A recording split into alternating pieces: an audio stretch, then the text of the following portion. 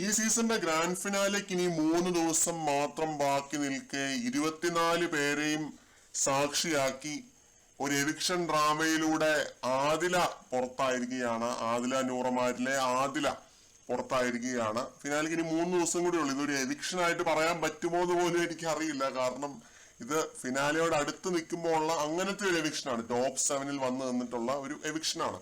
തീർച്ചയായിട്ടും വളരെ മികച്ചൊരു ഗെയിമർ തന്നെയായിരുന്നു ആദില എന്ന് പറയുന്നത്. ആദില ഒരു മികച്ച കോണ്ടന്റ് ക്രിയേറ്റർ ആയിരുന്നു. നല്ല രീതിയിൽ തന്നെ കോണ്ടന്റുകൾ കൊടുത്ത് ആണ് ആദില നിന്നത്. നെഗറ്റീവും പോസിറ്റീവുമായിട്ടുള്ള കാര്യങ്ങൾ ആദില അവിടെ ചെയ്തിട്ടുണ്ട്. എല്ലാം പ്രേക്ഷകരിലേക്ക് എത്തിയിട്ടുണ്ടെന്നുള്ളതാണ് ഏറ്റവും വലിയ കാര്യം. പിന്നെ ആദില ഈ ഓരോ കാര്യത്തിൽ എടുത്തിട്ടുള്ള നിലപാടുകൾ, അതിപ്പോ ഫ്രണ്ട്ഷിപ്പിന്റെ കേസിൽ എടുത്തിട്ടുള്ള കുറെ നിലപാടുകൾ വിമർശനം നേരിട്ടിട്ടുണ്ട് ആ ഒരു കാര്യത്തിലൊക്കെ. പിന്നെ അതേപോലെ തന്നെ ആദിലയുടെ വേറൊരു കാര്യം എന്ന് പറഞ്ഞാൽ ഇങ്ങനെ ഈ ഒരു സ്ഥലത്ത് മാത്രം ഉറച്ചു നിൽക്കുന്ന ഒരു നേച്ചർ ആയിരുന്നില്ല. പല സ്ഥലത്തും നിന്നിട്ടുള്ള ഒരു ഗെയിമാണ് ആദില കളിച്ചത്. അപ്പൊ ഇങ്ങനെയുള്ള കുറച്ച് നെഗറ്റീവ്സ് ആദിലയ്ക്ക് ഉണ്ട് എന്ന് പറഞ്ഞാലും ഈ സീസണിലെ മികച്ച ഗെയിമേഴ്സിൽ ഒരാൾ തന്നെയാണ് ആദില എന്ന് പറയുന്നത്. എനിക്ക് തോന്നുന്നു നൂറേക്കാട്ടിലും റിയൽ ആയിട്ട് കുറെ കൂടി പോസിറ്റീവ് നെഗറ്റീവ് വശങ്ങളും പ്രേക്ഷകരിലേക്ക് എത്തിച്ച ഒരു കണ്ടസ്റ്റന്റ് ആയിരുന്നു ആദില. എല്ലാ സൈഡും ആദിലയുടെ എല്ലാ കാര്യങ്ങളും പ്രേക്ഷകർ കണ്ടിട്ടുണ്ട്.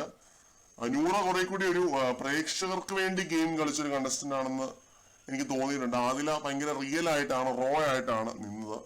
അപ്പൊ അതുകൊണ്ട് ഈ ഒരു സീസൺ ഗ്രാൻഡ് ഫിനാലെ കാണാതെ ആദില പുറത്തായിരിക്കുകയാണ്. ഫിനാലെ ഡേയിലേക്ക് എത്താതെ ആദില പുറത്തായിരിക്കുകയാണ്. ഇത് എവിക്ഷൻ ഡ്രാമ നല്ല രസമായിരുന്നു കേട്ടോ. ലൈവിന് അത് ഭയങ്കര ത്രില്ലിംഗ് ആയിരുന്നു. ആദ്യം സേവ് ആയത് നിവിനും ഷാനവാസുമാണ്. അത് കഴിഞ്ഞിട്ട് പിന്നെ സേവ് ആയത് അനുമോള്, നൂറ, അക്ബർ.